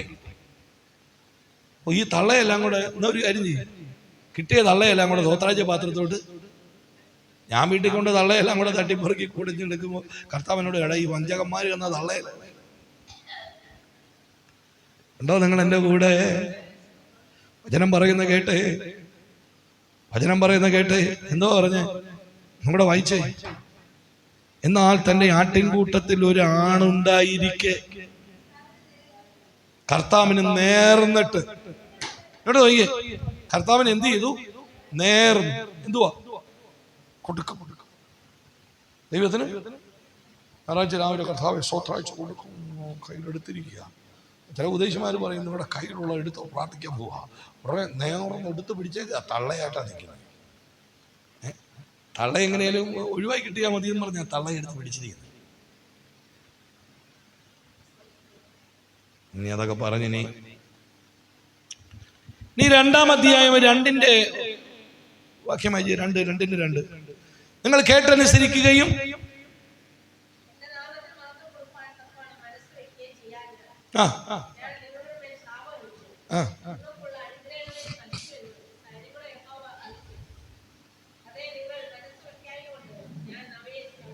വാക്യം നിങ്ങൾ കേട്ടോ? ഞാൻ ഒന്നും കൂടെ വായിക്കാം. നിങ്ങൾ കേട്ടനുസരിക്കുകയും എന്റെ നാമത്തിന് മഹത്വം കൊടുപ്പാൻ തക്കവണ്ണം മനസ്സ് വെക്കുകയും ചെയ്യാഞ്ഞാൽ ഞാൻ നിങ്ങളുടെ മേൽ ശാപമയച്ച് നിങ്ങൾക്കുള്ള അനുഗ്രഹങ്ങളെ ശപിക്കുമെന്ന് സൈന്യങ്ങളുടെ യഹോവ അരുളി ചെയ്യുന്നു. അതെ, നിങ്ങൾ മനസ്സു വയ്ക്കായ കൊണ്ട് ഞാൻ അവയെ ശപിച്ചിരിക്കുന്നു. കഴിഞ്ഞ ഞായറാഴ്ച എന്നാ പറഞ്ഞേ? 1.5 മണിക്കൂർ ഞാൻ ആ വിഷയം പ്രസംഗിച്ചല്ലോ. അവർക്ക് മാനസാന്തരപ്പെടാൻ സമയം കൊടുത്തിട്ടും മനസ്സില്ലായ കൊണ്ട് എന്നാ പറഞ്ഞ, മനസ്സ് ഇല്ലാഞ്ഞു അവനൊക്കെ എന്ത് ചെയ്യാൻ? മാനസാന്തരപ്പെടാൻ മനസ്സ്. അതിനെപ്പറ്റി ഒത്തിരി കാര്യം ഞാൻ പറഞ്ഞു അല്ലേ. വിടുതൽ പ്രാപിക്കാൻ മനസ്സ് വേണം, രോഗസൗഖ്യം ഉണ്ടാകാൻ മനസ്സ്. അപ്പൊ യഥേഷ്ട കുളവിലെ പുള്ളിക്ക് ഒരു മനസ്സും ഇല്ല. നിനക്ക് സൗഖ്യമാ മനസ്സുണ്ടാന്ന് ചോദിച്ചേ. മനസ്സ് വയ്ക്കാഞ്ഞാൽ എന്തു സംഭവിക്കും? വചനം പറയുന്നു, ശാപം വരും. കഴിഞ്ഞ ആഴ്ച ഞാൻ പറഞ്ഞു ഒന്ന് മനസ്സ് വെക്കണം. പല കാര്യം പറഞ്ഞു. ഏതെങ്കിലും ഒരു കാര്യത്തിന് മനസ്സ് വെച്ച് ആരെങ്കിലും ഉണ്ടോ? ഒത്തിരി കാര്യം കഴിഞ്ഞ ആഴ്ച പറഞ്ഞില്ലേ? മാനസാന്തരപ്പെടാൻ മനസ്സ് വെക്കണം, വിടുതൽ പ്രാപിക്കാൻ മനസ്സ് വെക്കണം, സൗഖ്യം പ്രാപിക്കാൻ മനസ്സ് വെക്കണം, വീടിനകം തൂത്തുവാരാൻ മനസ്സ് വെക്കണം, കുളിക്കാൻ മനസ്സ് വെക്കണം, പല്ല് തേക്കാൻ മനസ്സ് വെക്കണം, വീടും വരും തൂത്തുവാരിയിടാൻ മനസ്സ് വെക്കണം, നല്ല ഭക്ഷണം വെക്കാൻ മനസ്സ് വെക്കണം, നല്ല ബിസിനസ് ചെയ്യാൻ മനസ്സ് വെക്കണം. ഒത്തിരി കാര്യം പറഞ്ഞില്ലേ? ഇതിൽ എന്തെങ്കിലും മനസ്സ് വെച്ചോന്നാ ചോദ്യം. വെച്ചോരുന്ന കൈ ഉയർത്തിക്ക്. കഴിഞ്ഞ ആഴ്ച പറഞ്ഞ ഏതെങ്കിലും ഒരു വിഷയത്തിൽ മനസ്സ് വെച്ചോ? എന്തിനാ വെച്ചത്? എന്തിനാന്ന് പറ. ആലോചിക്കുക. എന്തിനാ അങ്ങനെ വെച്ചില്ലല്ലോ? വെച്ചിരുന്നെങ്കിൽ ടപ്പേന്ന് ചാടി കയറി പറഞ്ഞേനെ. പാത്രം കഴിയാൻ എന്തിനാ മനസ്സ് വെച്ചേ? പറ. കുഷമ എന്തിനാ മനസ്സ് വെച്ചേ? വീടെല്ലാം വൃത്തിയാക്കാൻ മനസ്സ് വെച്ചോടി, തൂത്തോടി. ഉറപ്പാണോ? എന്ന് വന്ന് നോക്കും. ഒരു കാര്യം. അടുത്തത് നല്ലവിടെ വിളിക്ക്. ഓക്കെ, വ്യക്തിപരമായിട്ട് മാനസാന്തരപ്പെടാൻ മനസ്സ് വെച്ചോ. ചേച്ചി എന്താ മനസ്സ് വെച്ചോ? പറ, എന്തിനേലും വെച്ചോ. പെരക്കൊക്കെ തൂത്തുവാരിയുടെ മനസ്സ് വെച്ചോ. ഉണ്ണിമായുടെ കാര്യമല്ല, ചേച്ചിയുടെ ചോദിച്ചേ. ഇങ്ങോട്ട് നോക്കണം. വീട്ടിൽ നല്ല ഭക്ഷണമൊക്കെ വെക്കാൻ മനസ്സ് വെച്ചോ. മാനസാന്തരപ്പെടാൻ വെച്ചോ. ഇരിപ്പ് കാണുമ്പോഴറിയും ഒന്നും വെച്ചിട്ടില്ല. നല്ല ഭക്ഷണമൊക്കെ വീട്ടിൽ വെച്ചായിരുന്നു സമയത്ത്. കടയൊക്കെ ഒന്ന് ക്ലിയർ ആക്കാൻ മനസ്സ് വെച്ചോ. വെച്ചില്ലെങ്കിൽ ഞാൻ പറയുന്നു, ശാപമായി തീരും. ഉണ്ടോ നിങ്ങളിവിടെ? എന്താ അനുഗ്രഹം പ്രാപിക്കാത്ത? നമുക്ക് മനസ്സില്ല. വാക്യം വായിച്ചു, ഒന്നും കൂടെ 2:2 വായിച്ചു. നിങ്ങൾ കേട്ടനുസരിക്കുകയും, അപ്പൊ ഒന്ന് ഇന്നലെ കഴിഞ്ഞ ആഴ്ച പറഞ്ഞത് കേട്ടു അനുസരിക്കുകയും ചെയ്യണം. എന്നാ പറഞ്ഞേ? മനസ്സ് വെക്കണം. അത് വീണ്ടും പറയുക. എന്റെ നാമത്തിന് മഹത്വം കൊടുക്കാൻ തക്കവണ്ണം മനസ്സ് വെക്കുകയും ചെയ്യാ. ഞാൻ ദൈവനാമത്തിന് മഹത്വം കൊടുക്കാൻ മനസ്സ് വെക്കണം. ഞാൻ നിങ്ങളുടെ മേൽ എന്ത് ചെയ്തു? ശാപം അയച്ച് നിങ്ങൾക്കുള്ള അനുഗ്രഹങ്ങളെ ശപിക്കും. ദൈവനാമത്തിന് മഹത്വം കൊടുത്തില്ലെങ്കിൽ ശാപം വരും. ഗൗരവമുള്ളൊരു കാര്യം പറയുന്നത്, ശ്രദ്ധിച്ചു കേട്ടോണം. ഒരു ദൈവ പൈതലിന്റെ ജീവിതത്തിൽ വരുന്നതെല്ലാം, നടക്കുന്ന എല്ലാ കാര്യവും ദൈവത്തിൽ നിന്നാകുന്നു. അനുഗ്രഹമായാലും ശാപമായാലും ദോഷമാണേലും ദുഃഖമാണേലും സമ്പത്താണെങ്കിലും ഭിന്നതയാണേലും പ്രശ്നമാണേലും എല്ലാം ദൈവത്തിൽ നിന്ന് മാത്രമാണ്. ഒരു ദൈവ പൈതലിന്റെ ജീവിതത്തിൽ ലഭിക്കുന്ന നന്മകൾ മുഴുവൻ അതിന്റെ ഉത്തരവാദിത്തം ദൈവത്തിനാണ്. ഒരു ദൈവ പൈതലിന്റെ ജീവിതത്തിൽ സംഭവിക്കുന്നതെല്ലാം അതിന്റെ ഉത്തരം ദൈവത്തിൽ നിന്നാണ്. പറയുന്നു, അങ്ങനെ ദൈവത്തിൽ നിന്ന് ലഭിച്ച നന്മയ്ക്കും ദൈവത്തിൽ നിന്ന് ലഭിച്ച അനുഗ്രഹങ്ങൾക്കും ദൈവത്തിന് മഹത്വം കൊടുക്കാഞ്ഞാൽ ശാപമാകും. പിടികിട്ടി? കഴിഞ്ഞ ആഴ്ച പൈസ കൈ കിട്ടി. അത് ലോട്ടറി അടിച്ച ഞാൻ കരുതിക്കും. ലോട്ടറി അടിച്ചാണ് പൈസ കിട്ടിയത്. അല്ലെ കച്ചവടം ചെയ്ത് പ്രതീക്ഷിക്കാത്തൊരു കാശ് കയ്യിൽ കിട്ടി. നമ്മൾ പറയും, അത് ഞാൻ ഇച്ചിരൂടെ നേരത്തെ എഴുന്നേറ്റ് രാവിലെ പോയോണ്ടല്ലേ കച്ചവടം, അല്ലെങ്കിൽ ഞാൻ ടിക്കറ്റ് എടുത്തോണ്ടല്ലേ എനിക്ക് കച്ചവടം അടിച്ചത്, അല്ലെങ്കിൽ ഞാൻ പണിക്ക് പോയോണ്ടല്ലേ എനിക്ക് കാശ് കിട്ടി. കാശ് നേരാ. ദൈവം പറയുന്നു, നിനക്ക് കിട്ടുന്ന എല്ലാ അനുഗ്രഹത്തിനും ദൈവത്തിന് മഹത്വം കൊടുക്കണോ. 10 രൂപ കയ്യിലോട്ട് കിട്ടുമ്പോ മുട്ടനാടിനെ എടുത്ത് അടിയിലോട്ട് കയറ്റി മുങ്ങാനല്ല പറഞ്ഞ് കിട്ടുമ്പോഴേ ദൈവമേ നന്ദി, ദൈവത്തിന് മഹത്വം. എത്ര പേര് അങ്ങനെ ചെയ്യുന്നുണ്ട്? ഇങ്ങനെ ചെയ്യുന്നില്ലേ ലാഭമാവും. അപ്പൊ എല്ലാം ദൈവത്തിൽ നിന്നാ. അനുഗ്രഹവും എല്ലാം ദൈവത്തിൽ നിന്ന്, ശാപവും ദൈവത്തിൽ നിന്ന്, വിടുതൽ ദൈവത്തിൽ നിന്ന്. ഇയ്യോബിനെ നോക്കിക്കേ, രോഗമായി, മക്കളെല്ലാം മരിച്ചു, വസ്തുവകകളെല്ലാം പോയി. ഇതെല്ലാം ദൈവത്തിൽ നിന്ന് അനുവാദം മേടിച്ച് സാത്താൻ ചെയ്തതാണ്. എല്ലാം ചെയ്ത് എല്ലാം പോയി, എല്ലാം നഷ്ടപ്പെട്ടപ്പോഴും ഇയ്യോബ് അതിന്റെ എല്ലാം മഹത്വം ദൈവത്തിന് കൊടുത്തു. യഹോവ തന്നു, യഹോവ എടുത്തു, യഹോവയുടെ നാമം കണ്ടോ? നിങ്ങൾക്ക് പിടികിട്ടിയോ? മക്കളെല്ലാം മരിച്ചു കിടക്കുക, 8-10 പെട്ടിയെ കിടക്കുക. ആടുമാടുകൾ മുഴുവൻ പോയി, വസ്തുവകം മുഴുവൻ പോയി, ശരീരം മുഴുവൻ പുഴു പിടിച്ച് രോഗിയായി കിടക്കുമ്പോൾ ഇയ്യോബ് പറഞ്ഞൊരു വാക്ക, മക്കൾ യഹോവ തന്നു, യഹോവ എടുത്തു, അവിടുത്തെ നാമം മഹത്വപ്പെടട്ടെ. സ്വത്ത് ദൈവം തന്നു, ദൈവം എടുത്തു, അവിടുത്തെ നാമം മഹത്വപ്പെടട്ടെ. രോഗം ദൈവം തന്നു, അസുഖം എനിക്ക് ദൈവം തന്നു, അവിടുത്തെ നാമം മഹത്വപ്പെടുത്തട്ടെ. അങ്ങനെയെങ്കിൽ ഇന്ന് പകൽ ഇതിനകത്തിരിക്കുന്നവർ പറയാം, എല്ലാത്തിനും ദൈവത്തിനും മഹത്വം കൊടുക്കുക. കൊടുക്കുന്നവരാകണം. ആയുസ് തന്നതിന് ദൈവത്തിന് മഹത്വം കൊടുക്കണം. ആരോഗ്യം തന്നതിന് ദൈവത്തിന് മഹത്വം കൊടുക്കണം. നല്ല വീട് തന്നതിന് ദൈവത്തിന് മഹത്വം കൊടുക്കണം. നല്ല തലമുറയെ ദൈവം തന്നതിന് ദൈവത്തിന് മഹത്വം കൊടുക്കണം. സൗന്ദര്യം തന്നതിന് മഹത്വം കൊടുക്കണം. ആമേൻ ആമേൻ. നന്മകൾ തന്നതിന് മഹത്വം കൊടുക്കണം. ജീവനോടെ നടക്കാൻ ഒരു ദിവസം കൂടെ ദൈവം നിനക്ക് ആയുസ് തന്നതിന് നീ മഹത്വം കൊടുക്കുന്നവനായി മാറണം. ഇല്ലെങ്കിൽ വചനം പറയുന്നു ശാപമായി പോയി. പലർക്കും ദൈവം അനുഗ്രഹം കൊടുത്തിട്ടും പിന്നത്തേതിൽ ശാപമായി പോയതിന്റെ കാരണം എന്നാണെന്നറിയാവോ? ദൈവം തന്ന അനുഗ്രഹത്തിനൊത്തവണ്ണം ദൈവത്തിന് മഹത്വം കൊടുത്തില്ല. ഇന്ന് ഇതിനകത്തിരിക്കുന്ന കുഞ്ഞുങ്ങൾ ഉൾപ്പെടെ ഞാൻ നിങ്ങളോട് പറയാം, നിങ്ങൾ ഇന്ന് അനുഭവിക്കുന്ന എന്തെങ്കിലും ഒന്നുണ്ടെങ്കിൽ അത് ദൈവം തന്നതാ. ദൈവത്തിന് മഹത്വം കൊടുക്കണം. എത്ര പേര് ദൈവത്തിനൊരു മഹത്വം കൊടുക്കുന്നുണ്ട്? ഹല്ലേലൂയ. പലർക്കും ഇല്ലാത്ത ആമേൻ ഒന്നാണ് ദൈവം നിങ്ങൾക്ക് തന്നത്. പലർക്കും കിട്ടാത്ത നന്മകളാ ദൈവം നിങ്ങൾക്ക് തന്നുകൊണ്ടിരിക്കുന്നത്. മഹത്വം മുഴുവൻ ദൈവത്തിന്. ദൈവമേ നീ തന്നതാണ്. നമ്മൾ പറയും എൻ്റെ കായിക ബലത്തിൽ, എൻ്റെ അധ്വാനത്തിൽ, എനിക്കുള്ള ഇതിൽ ഞാൻ ചെയ്തതാ, അല്ലെങ്കിൽ ഞാൻ അങ്ങനെയാ അനുഗ്രഹം പ്രാപിച്ചത്. പക്ഷേ വചനം പറയുന്നു നാം ദൈവത്തിന് മഹത്വം കൊടുക്കുന്നവരായി മാറണം. അവിടെയാ വാക്യം 2:2 അത് പറയുന്നു. അപ്പൊ ഇത് കൊടുക്കാൻ എന്ത് ചെയ്തു? മനസ്സ് വെക്കായിക. ഞാൻ വീണ്ടും പറയാം, അതെ, നിങ്ങൾ മനസ്സ് വയ്ക്കായ കൊണ്ട് ദൈവത്തിന് മഹത്വം കൊടുക്കാൻ മനസ്സില്ല. ഇസ്രായേൽ ജനത്തിന് പറ്റിയത്, ഇസ്രായേലിൽ നിന്ന് അടിമത്തത്തിൽ കടന്നതാ.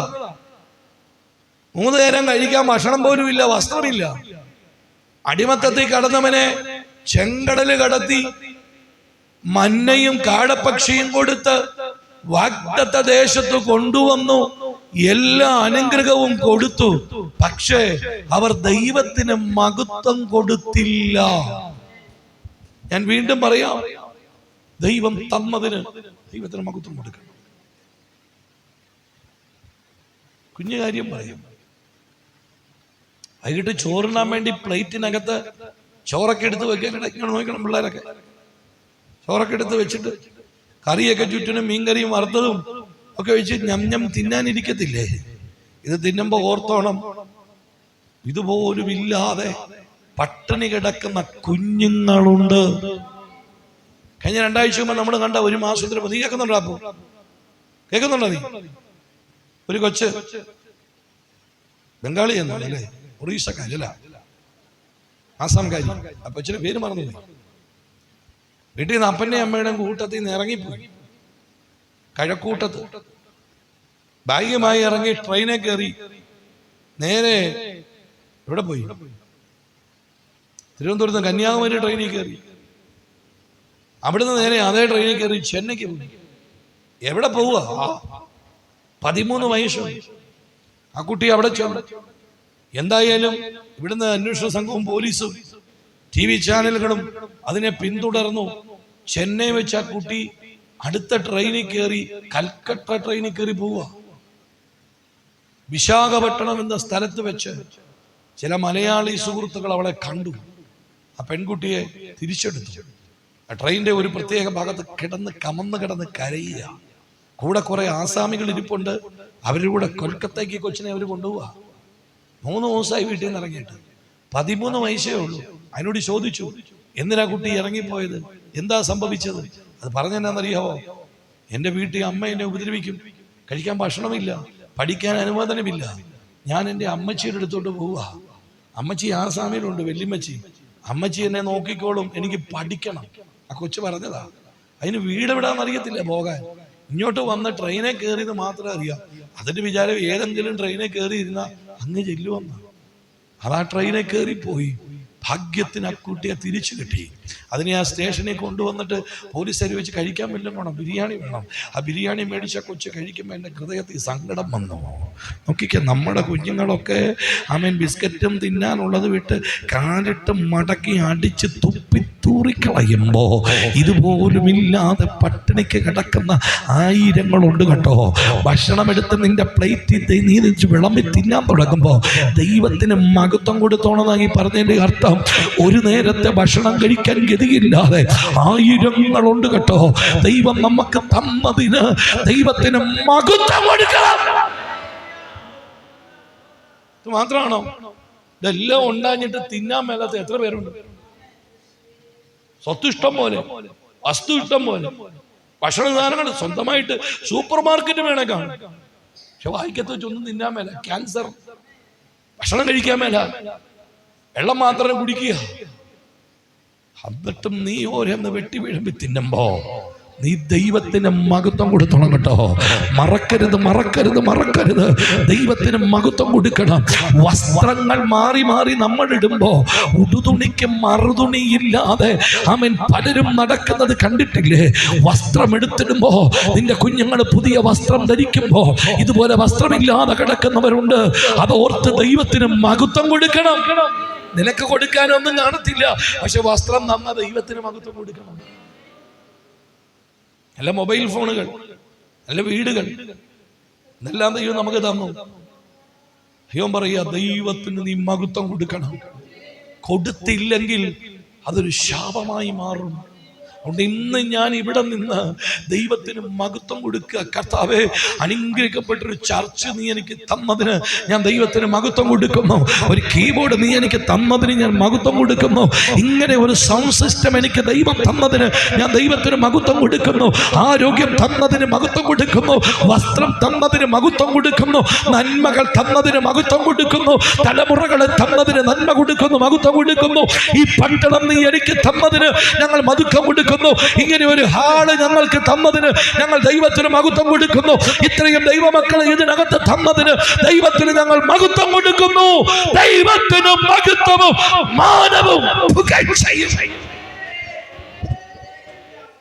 ഞാൻ പറഞ്ഞതിന്റെ അർത്ഥം പിടികിട്ടി. മഹത്വം കൊടുക്കാൻ ഞാൻ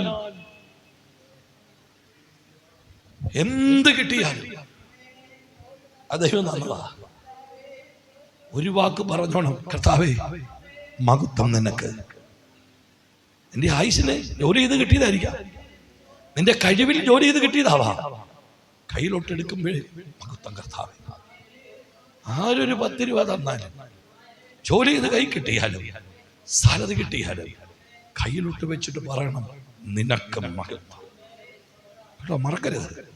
മഹത്വം കൊടുക്കാൻ ഞാൻ ശാപമായി മാറി. പിടികിട്ടുന്നുണ്ടോ? പിടികിട്ടുന്നുണ്ടോ?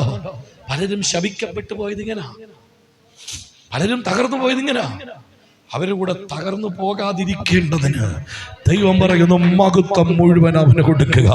ഈ വിശുദ്ധ ആരാധനയിൽ ഇവിടെ വന്ന് മഹത്വം മഹത്വം മഹത്വം എന്ന് പറഞ്ഞത് എന്തിനാ? ആയുസ് തന്നതിന് മഹത്വം, ആയുസ്സിന് ആരോഗ്യം തന്നതിന് നന്ദി എന്ന് പറഞ്ഞത് എന്താ? സകല മഹത്വത്തിനും പുകഴ്ചയ്ക്കും കാരണം എന്റെ കർത്താവാ. എത്ര പേര് നന്ദിയോടെ ദൈവത്തിന് സ്തോത്രം ചെയ്യുന്നു? ഇവിടെ ഒത്തിരി കാര്യങ്ങൾ എനിക്ക് പറയാനുണ്ടെങ്കിലും എന്റെ കുറിവാക്യത്തിലേക്ക് ഞാൻ വരാം. എനിക്ക് പ്രസംഗം നടത്തേണ്ടതുണ്ട്. 3:17-18 വാക്യങ്ങളാണ് നമ്മൾ വായിക്കാൻ പോകുന്നത്. 17 വായിച്ചു.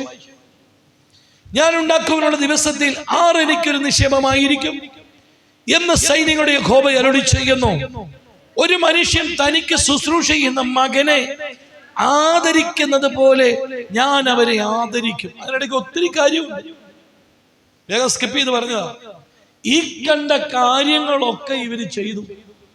ഊനമുള്ളതിനെ കൊണ്ടുവന്നു, ദൈവത്തിന് മഹത്വം കൊടുത്തില്ല, ദൈവത്തെ ബഹുമാനിച്ചില്ല, ദൈവത്തെ ആദരിച്ചില്ല. എന്നിട്ടും ദൈവം പറയുകയാ, ഒരു മകനെ പോലെ ആദരിക്കുന്നത് പോലെ ഞാൻ അവരെ ആദരിക്കും. ഇന്ന് പകൽ ഞാൻ വീണ്ടും പറയാം, നമ്മുടെ കർത്താവ് മനസ്സലിവുള്ള ദൈവമാകട്ടോ. അവൻ മഹാദയുള്ള കരുണയുള്ള ദൈവമാ. പലപ്പോഴും നീ ആദരിക്കാതെ പോയെങ്കിലും, പലപ്പോഴും മഹത്വം കൊടുക്കാതെ പോയെങ്കിലും, ഈ വിശുദ്ധ പകലിൽ ദൈവം പറയുന്നു, ഞാൻ നിന്നെ ആദരിക്കാൻ പോവുകയാ. ഒരിക്കൽ പോലും നീ എനിക്ക് ഒരു മഹത്വവും തന്നില്ല, ഒരിക്കൽ പോലും നീ എനിക്ക് മുട്ടനാടിനെ തന്നില്ല, തള്ളയാടിനെയാ തന്നത്. എന്നാലും ഞാൻ നിന്നെ ആദരിക്കാൻ പോവുകയാ. ആ ദൈവത്തിന്റെ സ്നേഹത്തിന് എത്ര പേര് നന്ദി പറയും? എത്ര പേർക്ക് നന്ദി പറയാൻ കഴിയും? വാസ്തവത്തിൽ ഒന്ന് പറഞ്ഞ്, ദൈവം തന്നതിനനുസരിച്ചൊന്ന് മഹത്വം കൊടുക്കാൻ നമുക്ക് കഴിഞ്ഞിട്ടുണ്ടോ? എന്നിട്ടും നമ്മെ ആദരിക്കുന്ന ഒരു ദൈവം. ഹല്ലേലൂയ.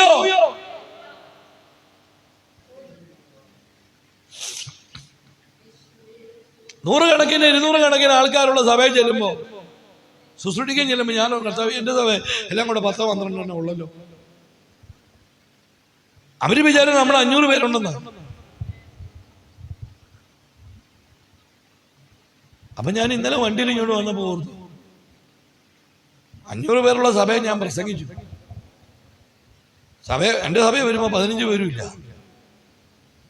15 എണ്ണം പോലും തികച്ചില്ല. അവിടെ 500 ഉണ്ട്, ഇവിടെ 15 ഉള്ളു. ഞാൻ ഇതന്നെ ഇങ്ങനെ മറുപടി.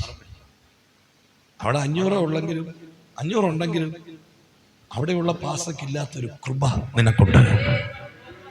നീ 15 പേരുടെ ഇടയിൽ ഞായറാഴ്ച നിൽക്കും, തിങ്കളാഴ്ച നീ നിൽക്കുന്നത് 500-ന്റെ ഇടയിലാ, ചൊവ്വാഴ്ച നിൽക്കുന്നത് 300-ന്റെ ഇടയിലാ, ബുധനാഴ്ച നിൽക്കുന്നത് 1000-ന്റെ ഇടയിലാ, വ്യാഴാഴ്ച നിൽക്കുന്നത് 150 ഇടയിലാ. ഇതുപോലൊരു ഭാഗ്യം ദൈവം നിനക്ക് തന്നില്ലേ? അത് കേട്ടപ്പോൾ ഞാൻ പറഞ്ഞു, താങ്ക് യു, നന്ദി, മഹത്വം അവിടുത്തേക്ക്. എത്ര പേർക്ക് നന്ദിയോടെ സ്തോത്രം പറയാൻ കഴിയുന്നു? അതുകൊണ്ട് ദൈവത്തിന് മഹത്വം കൊടുക്കുകയാ.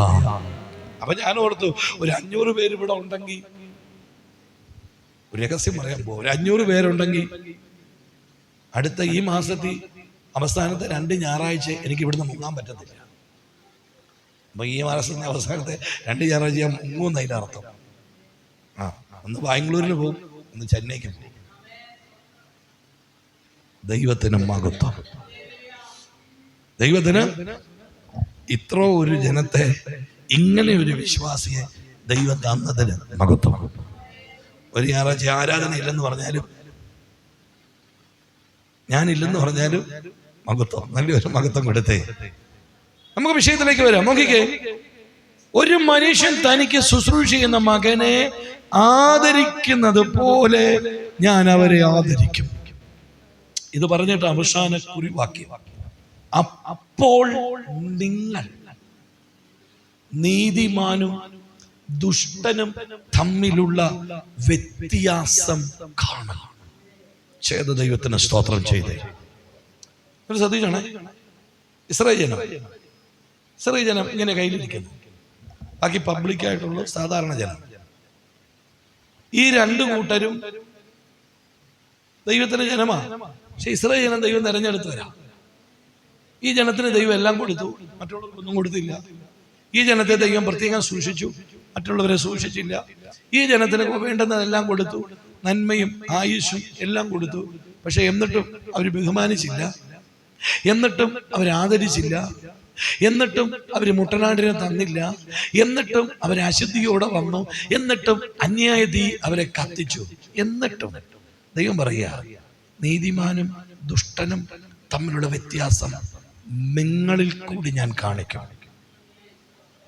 നീതിമാനും ദുഷ്ടനും തമ്മിലുള്ള, ചോദിക്കാം, വെളിയിൽ നിൽക്കുന്ന ജനവും ദുഷ്ടരാ, ഇതിനകത്തിരിക്കുന്നവനും ദുഷ്ടനാണ്. പക്ഷേ നീതിമാനും ദുഷ്ടനും തമ്മിലുള്ള വ്യത്യാസം എനിക്ക് കാണിക്കണം, അത് നിങ്ങളിൽ കൂടെ കാണിക്കണം. അപ്പൊ നിങ്ങളുടെ ദുഷ്ടനാ, നിങ്ങളുടെ ദുഷ്ടത്തരവാ കയ്യിലിരിക്കുന്നേ. പക്ഷേ എനിക്ക് പബ്ലിക്കിൽ ഒന്ന് കാണിക്കണം, അതുകൊണ്ട് ഞാൻ നിന്നെ ഉയർത്താൻ പോവാ. എത്ര പേർക്ക് പിടികിട്ടി? നിന്റെ ഗുണം കൊണ്ടൊന്നുമല്ല കേട്ടോ, നീ അങ്ങാറ്റത്തെ ദുഷ്ടനാണെന്ന് എനിക്കറിയാം. നീ എനിക്ക് തള്ളെ തന്നെയാ തരുന്നത്, നീ എനിക്ക് മഹത്വമൊന്നും തരുന്നില്ല. പക്ഷേ എനിക്ക് ജനത്തിന്റെ മുമ്പിൽ നീതിമാനെയും ദുഷ്ടനെയും ഒന്ന് വേർതിരിച്ച് അനുഗ്രഹിക്കണം. അതിനുവേണ്ടി നിന്നെ ഞാനൊന്ന് പൊക്കാൻ പോവാ. എത്ര പേർക്ക് പിടികിട്ടുന്നുണ്ട്? എത്ര പേര് നന്ദിയോടാമേ പറയും? ഇനി 2ാമത്തെ വാക്യം ശ്രദ്ധിച്ചേ. 2ാമത്തെ വാക്യം ഭാഗം പറയുന്ന അങ്ങനെ, ദൈവത്തെ സേവിക്കുന്നവനും സേവിക്കാത്തവരും തമ്മിലുള്ള വ്യത്യാസം ഒന്നും കൂടെ പറയാം. പബ്ലിക് ഭൂമിയിലുള്ളത് കുറച്ചു പേരെ ദൈവം കയ്യിലെടുത്തു, യഹൂദൻ.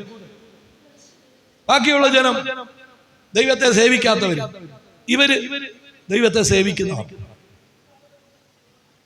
മനസ്സിലാൻ വേണ്ടിയൊക്കെ ഈ ഫോൺ വെച്ചിരിക്കുന്നത്. ഇസ്രായേൽ ദൈവത്തെ സേവിക്കുന്നവർ, ബാക്കിയുള്ള നമ്മളൊക്കെ മുമ്പിലുണ്ടായിരുന്നവർ ദൈവത്തെ അറിയാത്തവരും ദൈവത്തെ സേവിക്കാത്തവരും. രണ്ട് കൂട്ടരും ശരിയല്ല. ഇസ്രായേൽ ദൈവത്തെ സേവിക്കുന്നവരാ, പക്ഷെ അവൻ യാഗത്തിന് വരുന്നതുകൊണ്ടോ തള്ളയായിട്ടാ വരുന്നത്. അവന് യാഗം അഴിപ്പിക്കുന്നതുകൊണ്ടോ അശുദ്ധിയുള്ളതാണ്. അവൻ തീ കത്തിക്കുന്നുണ്ട്, അന്യായ തീയ. അവൻ എന്നെ ബഹുമാനിക്കുന്നുമില്ല, പക്ഷേ അവൻ എന്നെയാ സേവിക്കുന്നത്. ദൈവത്തെ സേവിക്കുന്നവരും സേവിക്കാത്തവരും തമ്മിലുള്ള വ്യത്യാസം ഞാൻ ഇവരിൽ കൂടെ കാണിക്കും. ഇവരെന്നെ ബഹുമാനിച്ചില്ലെങ്കിലും, ഇവരെനിക്ക് മഹത്വം തന്നില്ലെങ്കിലും, ഇവരെന്നെ സേവിച്ചത് കൊണ്ട് എനിക്കിത് കാണിക്കാതിരിക്കാൻ കഴിയത്തില്ല. പബ്ലിക്കിൽ എനിക്ക് കാണിക്കണം. എന്നെ സേവിക്കുന്നവരെ ഞാൻ അനുഗ്രഹിക്കും. ഇന്ന് പകൽ ദൈവാത്മ വിളിച്ചു പറയുന്നു, ഒരു പക്ഷേ തള്ളയെ മാത്രമായിരിക്കാം ഇന്ന് വരെ നീ യാഗം കഴിച്ചത്.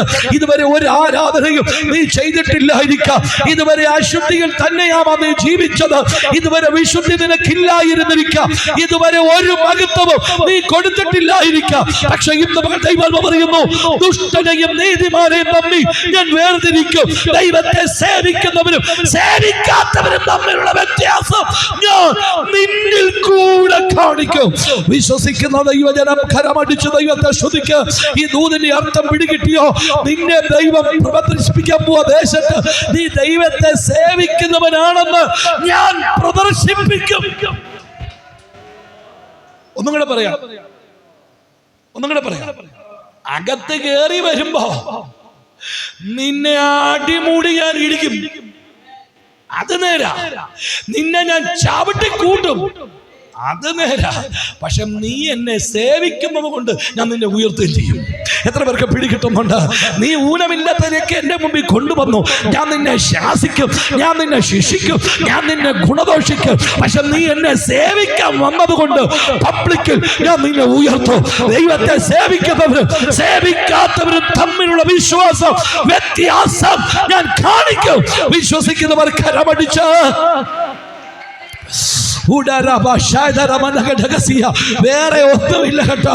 നീ എന്നെ സേവിച്ചത് കൊണ്ട് മാത്രം നിനക്ക് ഈ പ്രമാണത്തിൽ നിൽക്കാൻ കഴിഞ്ഞിട്ടില്ലെന്ന് എനിക്കറിയാം.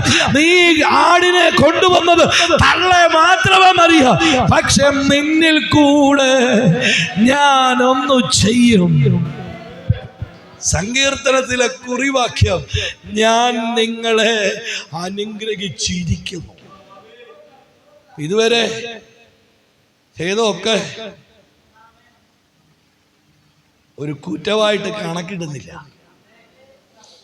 ഇനിയും നീ ഇങ്ങനെ കാണലും ഒരു കുറ്റമായിട്ട് കണക്കിടുന്നില്ല. എന്താണെന്നറിയാമോ? ഇപ്പോൾ ക്രിസ്തുവേശുവിലുള്ളവർക്ക് ഒരു ശിക്ഷാവിധിയുമില്ല. എത്ര പേർക്ക് നന്ദിയോടെ പറയാൻ കഴിയും? നിന്റെ ഗുണത്താലല്ല, നിന്റെ പരാക്രമത്താലല്ല, ദൈവത്തിന് തോന്നി നിന്നെ ഒന്ന് ഉയർത്തണം. എന്തിനാ? നീ എന്നെ സേവിക്കാൻ, നീ എന്നെ ജനം കാണുന്നത് നിങ്ങൾ ദൈവത്തെ സേവിക്കാൻ പോയി. അകത്ത് വന്നപ്പോ തമ്പുരാൻ പറഞ്ഞു വിടാം, നീ തള്ളയായിട്ടാ വന്നെന്ന് എനിക്കറിയാം, നീ അശുദ്ധിയായിട്ടാ വന്നെന്ന് എനിക്ക്, നിന്റെ തീ ഒന്നും ശരിയല്ലെന്നൊക്കെ എനിക്ക് അറിയാം. പക്ഷെ പബ്ലിക്കിൽ നോക്കുമ്പോ നീ എന്നെ സേവിക്കാനല്ലേ വന്നത്. അതുകൊണ്ട് തന്നെ അവരുടെ ഇടയിൽ നിന്നെ ഞാൻ വ്യത്യസ്തനാക്കും. ദൈവത്തെ സേവിക്കുന്നവരും സേവിക്കാത്തവരും തമ്മിൽ വ്യത്യാസം കാണാം. ഈ ആഴ്ചകളിൽ ഞാൻ നിങ്ങളോട് പറയാം, ഈ ആഴ്ച മുതൽ നിങ്ങളുടെ വീട്ടിനകത്ത് വ്യത്യാസങ്ങൾ ഉണ്ടാകും. ദൈവത്തെ സേവിക്കാത്ത അയൽപക്കത്തുള്ളവരെക്കാൾ എൻ്റെ ദൈവം നിന്നെ മാനിക്കും. ദൈവത്തെ ബഹുമാനിക്കാത്ത അയൽപക്കത്തുള്ളവരെക്കാൾ എൻ്റെ ദൈവം നിന്നെ മാനിക്കും. ദൈവത്തിന് കൊടുക്കാത്ത അയൽപക്കത്തുള്ളവരെക്കാൾ എൻ്റെ ദൈവം നിന്നെ മാനിക്കും. നീ ബഹുമാനിക്കുന്നില്ലേലും, നീ കൊടുക്കുന്നില്ലേലും, നീ എന്നെ സേവിക്കുന്നത് കൊണ്ട് ഞാൻ നിന്നെ ഉയർത്തും. അങ്ങനെയെങ്കിൽ അല്പനേരം ദൈവത്തിനൊന്ന് മഹത്വം കൊടുക്കാം. നമുക്ക് ഒന്ന് എഴുന്നേറ്റ് നിന്നിട്ട് എല്ലാവരും എഴുന്നേറ്റ് നിന്നേ, കരമെല്ലാം ഉയർത്തിയിട്ട് ചില നിമിഷങ്ങൾ കർത്താവേ മഹത്വം എന്ന് പറഞ്ഞേ. മഹത്വം മഹത്വം മഹത്വം മഹത്വം എല്ലാവരും ഒന്ന് പറഞ്ഞേ, വാ തുറന്ന് പറ. ചില നിമിഷം എല്ലാവരും പറ, മഹത്വം മഹത്വം മഹത്വം മഹത്വം മഹത്വം മഹത്വമേ മഹത്വമേ മഹത്വമേ. ആയുഷ് തന്നതിന് മഹത്വം, കരുനാഗപ്പള്ളി പട്ടണത്തിൽ ഞങ്ങളെ കൊണ്ടാക്കിയതിന് മഹത്വം, തലമുറയെ തന്നതിന് മഹത്വം, വീട് തന്നതിന് മഹത്വം, കടഭാരം തന്നതിന് മഹത്വം, രോഗം തന്നതിന് മഹത്വം, ആരോഗ്യം തന്നതിന് മഹത്വം, നന്മകൾ തന്നതിന് മഹത്വം. യേശുവിന് മഹത്വം, യേശുവിന് മഹത്വം. മഹത്വവും പുകഴ്ചയും യോഗ്യനായവന് അങ്ങേക്ക് മഹത്വം. ഞങ്ങളുടെ കർത്താവേ, ഈ പകലിൽ വിവിധ